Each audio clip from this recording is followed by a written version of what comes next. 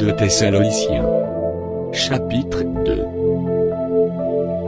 Pour ce qui concerne l'avènement de notre Seigneur Jésus-Christ, et notre réunion avec lui, nous vous prions, frères, de ne pas vous laisser facilement ébranler dans votre bon sens, et de ne pas vous laisser troubler, soit par quelque inspiration, soit par quelque parole, ou par quelque lettre qu'on dirait venir de nous, comme si le jour du Seigneur était déjà là.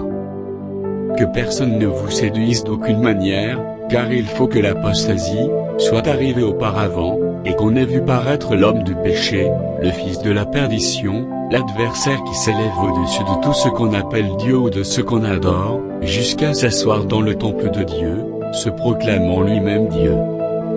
Ne vous souvenez-vous pas que je vous disais ces choses, lorsque j'étais encore chez vous?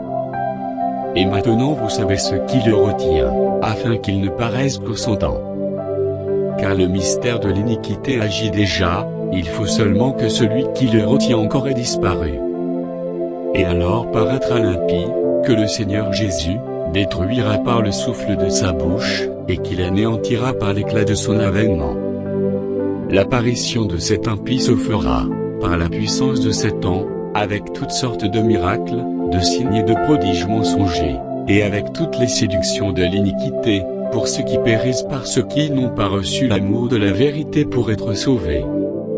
Aussi Dieu leur envoie une puissance d'égarement, pour qu'ils croient au mensonge, afin que tous ceux qui n'ont pas cru à la vérité, mais qui ont pris plaisir à l'injustice, soient condamnés. Pour nous, frères bien-aimés du Seigneur, nous devons à votre sujet rendre continuellement grâce à Dieu, parce que Dieu vous a choisi dès le commencement pour le salut, par la sanctification de l'Esprit, et par la foi en la vérité.